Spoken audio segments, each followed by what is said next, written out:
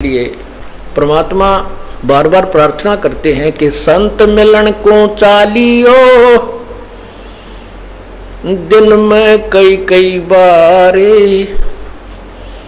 आसोज के में जो ये गणा करें उपकार। भाई कई बार ना जा सके तो संत दर्श दो बखत कर ले, कह कबीर संत दर्श ते यू काल दगा ना दे।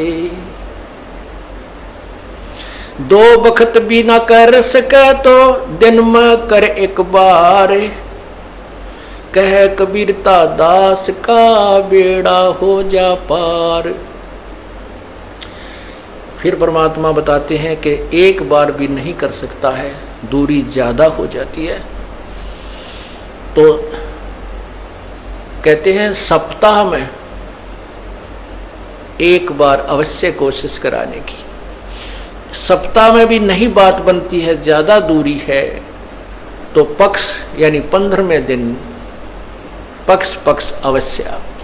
उससे भी दूरी है तो फिर एक महीने में अवश्य दर्शन करने की चेष्टा कर, अवश्य पहुंच।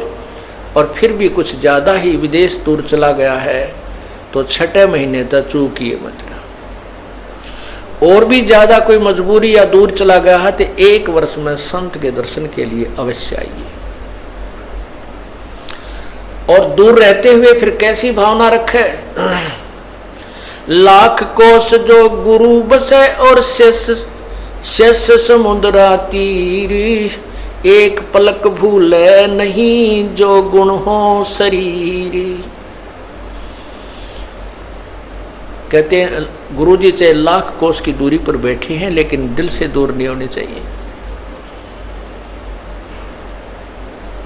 तो 1 साल में कोस अवश्य पहुंचना चाहिए। अब यहां भक्तों के शंका आती है कि गुरुजी अब 1.25 वर्ष तक अज्ञात रहे, दर्शन नहीं हो सके तो क्या हमारे ऊपर क्या हमारा जो नाम तो फिर खंड नहीं हो गया है? ऐसा कुछ नहीं है। ये लीला परमात्मा की है। जैसे कोई एक्सीडेंट हो जाता है और वही उसमें टांग टूट जा, प्लास्टर बांधे रहना पड़ता है और चारपाई पे लेटा पड़ा रहना होता है। लेकिन जब ठीक हो जाए, जब थोड़ा ही पड़ा रहना है, फिर तो काम करे, घूमे, फिर अपने सारे कार्य सुचारू करे। तो ये कोई लीला है परमात्मा की, इनमें ऐसा कोई दोष नहीं आता। क्योंकि आप तो रो रहे थे, आप गुरु जी से दूर नहीं थे, आपकी आत्मा तड़फ रही थी। और उन नादान लोगों ने स्वयं भी पाप कमा लिया जिन्हें हमारा विरोध करके ये ऐसा झूठा केस बनाकर परमात्मा के कुत्तों को सजा उन्होंने हमारे को प्रताड़नाएं दी है, जेल में डाला। अब मुझे इस बात का डर है कि उन गेला के बनेगी।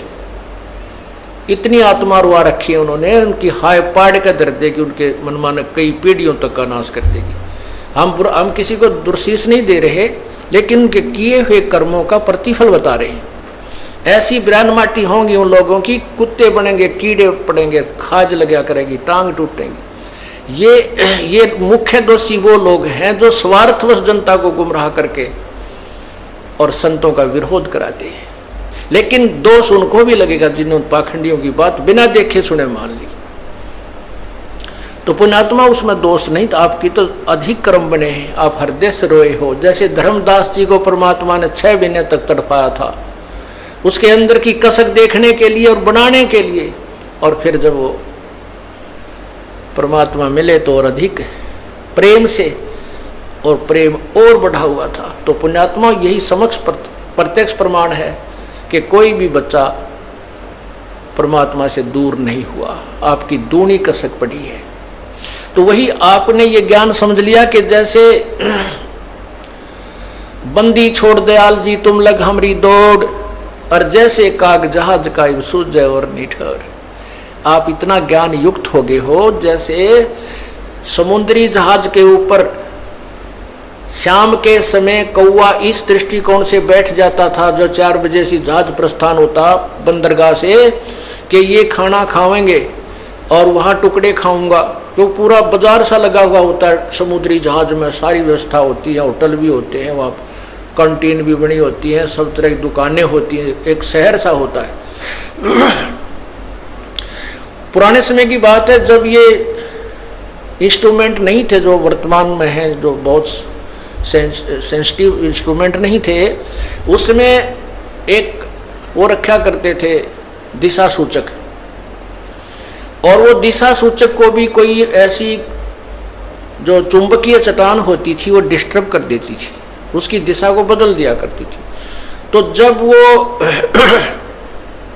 उस दिशा सूचक को चेक करने के लिए ये ठीक काम कर रहा है या नहीं, हम अपनी सही दिशा में जा रहे हैं या नहीं, उसके लिए वो क्या तरीका अपनाते थे उसकी जांच का, कि जो कौवे ऊपर बैठे होते थे उनको डड़ा मारते थे पत्थर, उनको जहाज से विवश कर देते थे उड़ने के लिए, तो वो कौवा वहां से उड़कर चल पड़ता।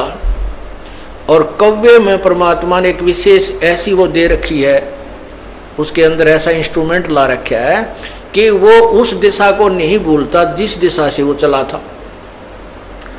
वो ये ख्याल रखता है कि मान ले ये मुझे यहाँ से धक्के मारेंगे तो मैं फिर उस दिशा में अपने घर की तरफ चल पड़ूंगा। वो आखिर रात्रि में भी उसी चिंता में उस दिशा को भूलता नहीं।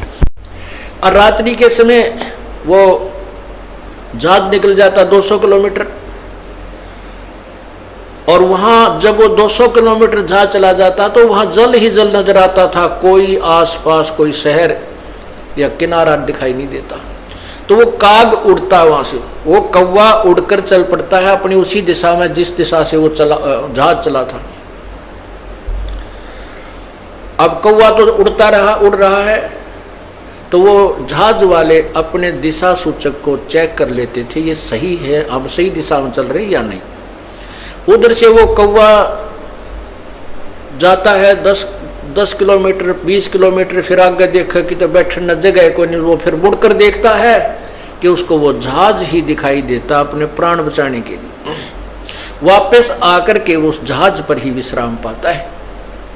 तो पुण्यात्माओं, जब आप इस ज्ञान से पूर्ण परिचित हो जाओगे, उस समय आपको इस सतलोक आश्रम क्रोथा और बरवाला और इस दास के अतिरिक्त और कबीर परमात्मा के अतिरिक्त तुम्हें कोई स्थान दिखाई नहीं देगा। सब डूबने का होगा, पैर रखते ही डूबने का होगा, क्योंकि चाहे कितने प्यारे और कितने ही नेक भाई बहन रिश्तेदार हैं, वो तो इसी समय में हमारे साथ रहेंगे। आगे ना जाने अपने संस्कार वो कहाँ जाएंगे, वो हम कहाँ जाएंगे, ना जाने कि तो पशु बनेगा, कोई पक्षी बनेगा, कोई जानवर बनेगा। हो सकता है किसी पुण्यात्मा को मनुष्य विशेष रह रहा है, वो भी मिल सकता है।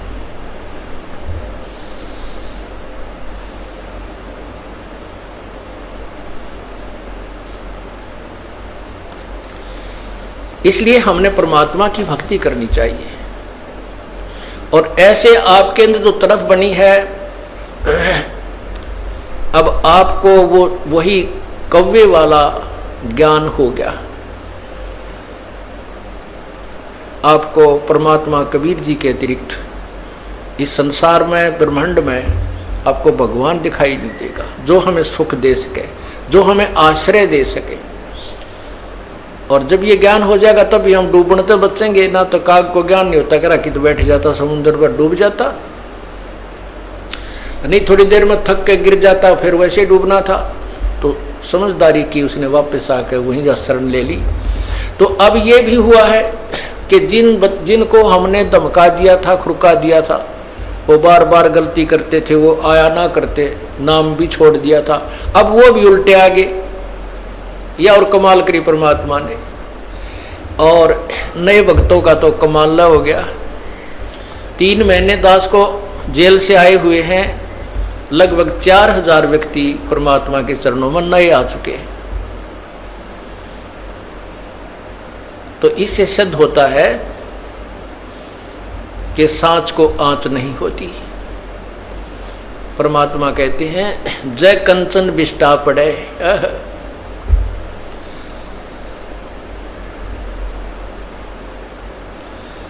तो घटे नता का मोल। समझदार व्यक्ति तो जैसे सोना है, और सोना टट्टी में भी पड़ा ना, कितना टट्टी में राछी डड़ी हो इतनी सारी, चाहे इतना पड़ा हो, कोई ना छोड़े, जब बैठा कर धो कर मांझ कर गोज मंगा लेकर और दौड़ लेगा कि देखो देख ना ले। तो ऐसे ही जब हमें परख हो जाएगी, लोगों ने अब इस दास के ऊपर सोने के ऊपर टट्टी डाल दी और हमारे बच्चों ने वो टट्टी ना दिखी, सोना दिखा। तो पुण्यात्माओं, उनके द्वारा डाली हुई वो टट्टी यानी उनके द्वारा गंध फैलाया हुआ भी साफ कर रहे हैं, लोगों को समझा रहे हैं, झूठ बोलते हैं, ऐसा कुछ नहीं उस आश्रम के अंदर, और सोना भी ले रहे हैं। तो इस प्रकार परमात्मा जिसके साथ है उसका कोई कुछ नहीं बिगाड़ सकता, नहीं तो फिर भगवान का नाम में मिट जाएगा इस पृथ्वी पर से, राम नाम की कोई चीज नहीं रहेगी। आजकल वैसे लोग नास्तिक हो गए, 4 छोटे मोटे जहाज बनाकर आकाश मुड़ के बिरानी के मान बैठे अपने आप को। अगर 2-4 वर्ष परमात्मा बूंद ना गिरे, वर्षा ना करे, काल पड़ जाए, ये जहाज और इंस्ट्रूमेंट ये सकाई ले बुड़क पड़े पड़े जरा इनके, इनमें कोई बैठनिया नहीं पावे, न देखनिया नहीं पावे, और भगवान को भूल गए। यही कारण है कि हम भगवान की महिमा से अपरिचित हो गए।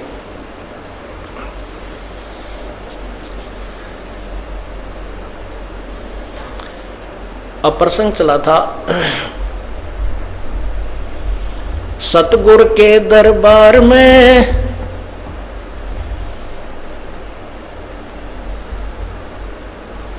जाइयो बारंबार, वो भूली वस्तु लखा देवे हैं सतगुरु दातारे। ये जो चीज हम भूल रहे थे भगवान की भक्ति, और भक्ति भी यथार्थ, उस ज्ञान को वो संत फिर दोबारा हमारे हृदय में प्रवेश कर देते, ऐसे दातार हैं।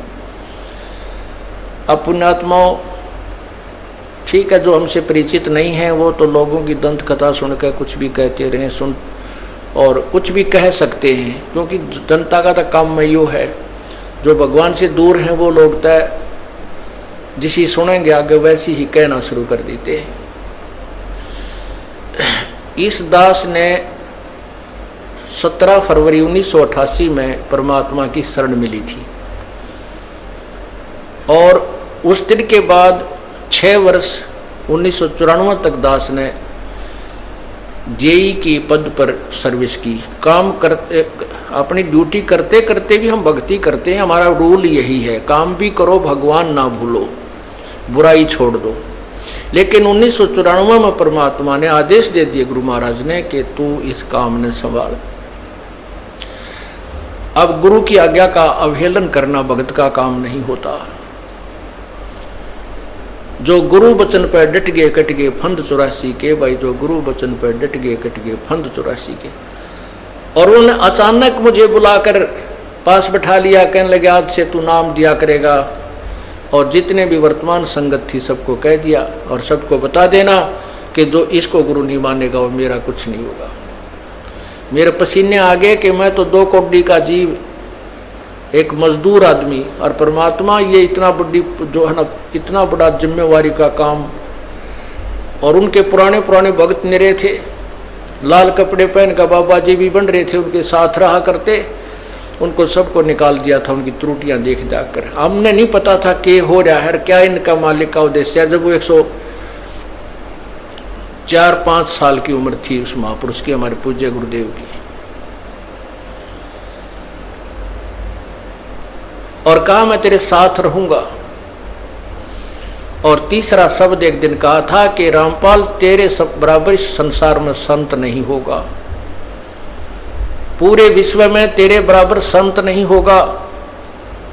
अब इस दास का और संत का के मेल था। हम तो भगत थे, दास थे, भगवान की भक्ति करते थे, अपनी नौकरी भी करते थे, बच्चे भी पालते थे। अब कहते हैं साध वचन पलटे नहीं, चाहे पलट जावे ब्रह्मांड, उनका वचन नहीं पलट सकता, उन्हें जो कह दिया सो कह दिया। तो वही ये फल गया। नहीं हमारी तो घर के ना सुने थे, शुरू में अकेला नाम ले रहा था, बालक भी तो बालक छोटे थे, वो तो घर जैसे कहूँ था मान जाए थे, उनकी माँ नहीं माने, फिर मेरे माता पिता नहीं माने, अगले भाई पुरानी लाग कुकर छोड़ना, बड़े साके में पाया। फिर परमात्मा से अर्ज करी, धीरे धीरे वो समझन लागे, ना सुनते तो भी बोले जानता बावड़े की तरह। तो धीरे क्यों कान न कैसे बंद करेंगे वहाँ बैठे हुए। तो ये ऐसा निर्मल ज्ञान है, एक बार अंदर गया सुबह कैसी सिरंज है, जानते काम करेगी दवाई। तो धीरे धीरे कान के माध्यम से ये दवाई भेजी जाती है। और आज देख लो, रंग ला दिया परमात्मा ने। उस परम पिता पूज्य गुरुदेव जी की शब्द शक्ति से सब काम चल रहा है। और कबीर परमेश्वर हमारे सिर पर रहते।